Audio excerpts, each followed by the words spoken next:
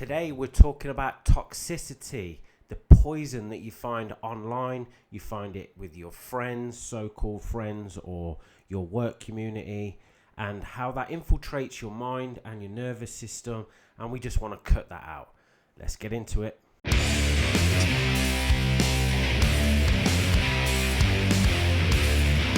One, two, my God, it's the Kick Out Show!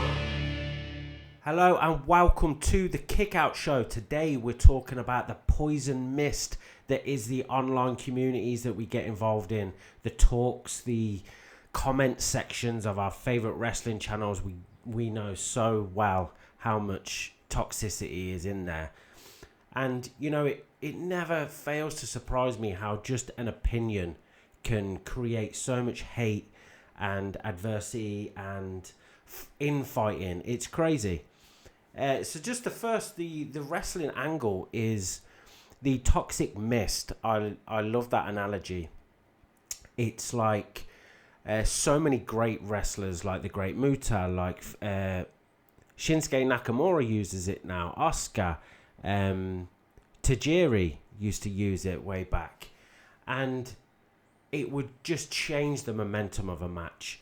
It wouldn't matter who was on top. It would interrupt the match. There'd be a comeback, and then suddenly all over your face, which is something I would actually hate to have done to me, but I've got a spit hatred. But just that whole mist all over your face, and then suddenly you're down and you're out. Happened to Sting, happened to Ric Flair, happened to Bret Hart, which brings me to one of the greatest moments that I ever remember growing up, when Bret Hart fought Yokozuna. Now, I seen that in the magazines because I didn't have Sky at the time, or cable as it was called back then. But I remember reading it in the magazine, seeing the pictures of this gargantuan man, Yokozuna, being put in the sharpshooter by Bret Hart. And I was like, how is he going to get his legs in that? I don't know if he did fully get them in, but Mr. Fuji, the dirty bastard, walking around the edges, gets out the salt or the powder or whatever it was and dashes it straight into Bret Hart's eyes, and there we go, the match is over.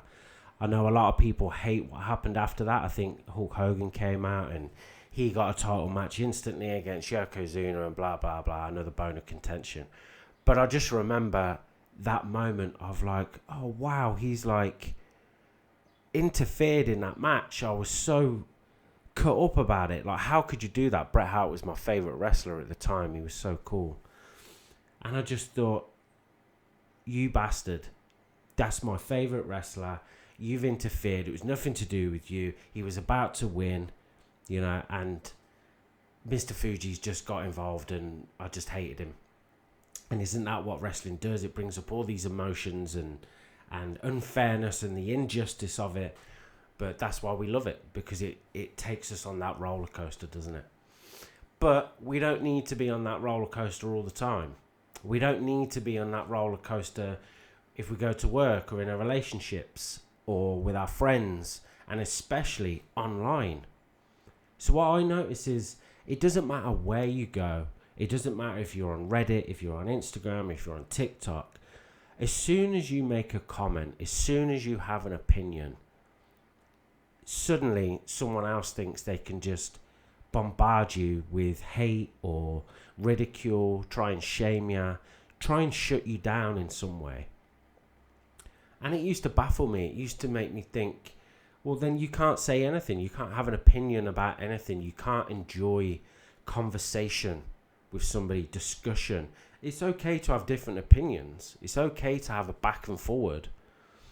But it's the hate, it's the name calling. It's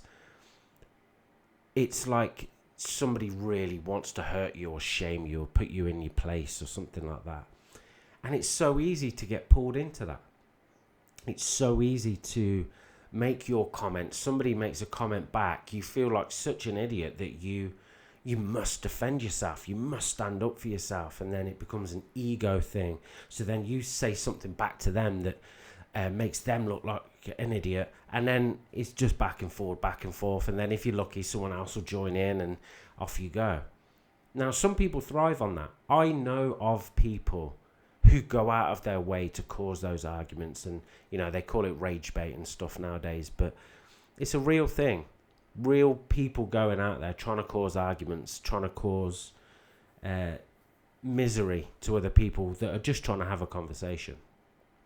This is no more obvious to me when the line of work that I'm in, I'm trying to not spread positivity, but I'm trying to stand up and model behavior.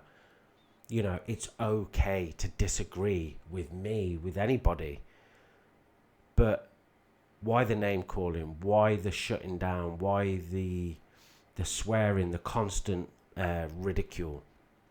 So I'll post something positive, whether it be about Dominic Mysterio not getting injured, and suddenly I get a message back, why don't you go and suck Dom, bro?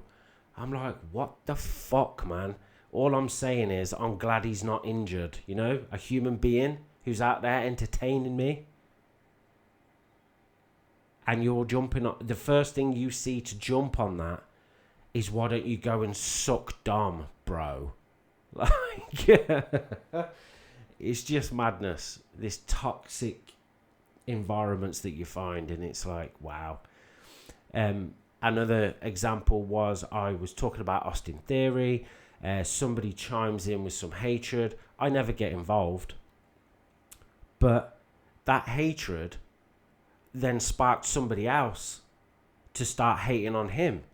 And in my comment section, I'm just watching two people beat each other up for no reason whatsoever. And I'm just watching, like, what's even happening? So the point of this is that toxicity, that mindset of spreading poison, of a toxic way of thinking, it spreads into your life. You start looking for it. So you'll have an outlook. You'll have an outlook of, people are trying to hurt me, so I'm going to hurt them first. Or you'll be around friends who are toxic, and they'll bring you down to their level. You hang around with bad people, you'll pick up their ways. There's a saying that if you hang around, the 5 people you hang around with, you're the average of them. And another one is, you lie down with dogs, you end up with fleas. And it spreads.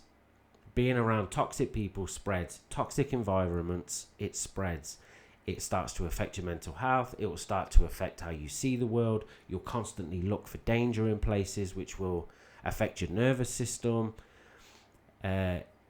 You'll gain a bitterness. I remember watching so much news during the last 10 years until I got sober 3 years ago. And I picked up this baggage that wasn't mine. Constantly assessing things and lining it up with my morals and values, and asserting this kind of righteous mentality that if I knew I was right, then you must be wrong, and therefore I must tell you that you're wrong and make sure you believe that I'm right. And it'll get you nowhere. It got me nowhere. God protect me from the righteous is a saying that I heard before. And you'll see that everywhere. People that think they're doing right become righteous, and they want to force it on you. And then you want to fight back. And then we've got this back and forward going of toxicness. And it's completely missing the point of what we were doing in the first place. Trying to make things better. So what do we do with it? Again, this is the kick out moment. If it's online, the first thing you need to do is not get involved. Have a look at what's going on inside you. If somebody's triggering something inside you, that's something you need to look at. Not them. Not the person that pulled the trigger. What is the trigger in me that makes me feel I must go out of my way to waste time of my life that's finite, hyping something back to somebody I've never met. It's not worth your time. It's not worth your effort. If something about that has hurt your feelings or triggered something in you, address that. Put the phone down. Put the computer away. What is it inside me that's really being pressed here? And work on that. Not them. They don't matter. That comment doesn't matter. Whatever they're going through, they need to fix themselves. You need to look at yourself. What is it that's being pressed here? What buttons are being pressed? What triggers do I carry with me as extra baggage that I could let go? Now, I'm not saying stay away from social media, especially in the professional wrestling world.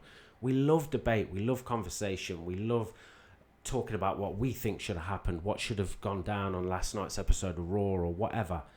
This wrestler's no good. This wrestler should be pushed. Having those opinions is what makes wrestling amazing. And the internet enhances that. But it comes with a massive price.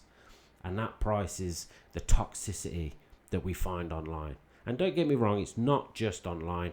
We have it with our friends, in our work environments. And again, change your friends. Change your work environment. Change who you hang around with. You change your outside world and it will change your inside world. Trust me on that. So don't answer to these people. Don't get involved. Seek out positive people. Seek out real discussion. Your life is in your control. You don't have to be a slave to the triggers that people cause in you. You don't have to have your emotions on the end of a dog leash by somebody else that you've never met. That's the first step. So have a look at what they're triggering in you. Don't get involved. Look at yourself. What is this in me that's being controlled? That's your first step.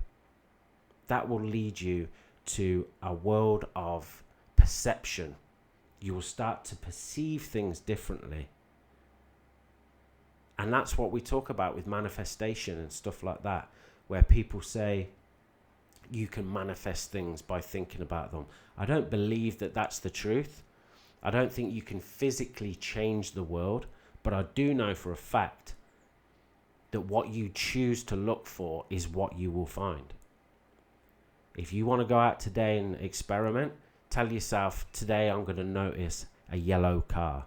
Now, they're quite rare. You probably see them from time to time and don't take any notice. But now that I've said it, spend this week looking for yellow cars and you'll go, oh, bloody hell, there's one, there's one, there's one. I never noticed them before. And to me, that's what manifestation is. It's seeing opportunity. It's seeing positivity. It's seeing progress where you might not have noticed it before because you were blinded by the poison mist. So this has been the Kick Out Show. I've absolutely loved this episode. I've been thinking about it all week, noticing it, pointing it out, and taking notes. And I really wanted to share that with you today. This will really dramatically change how you see the world. So remember, it's not about hitting the mat. It's all about the kick out. See you next week.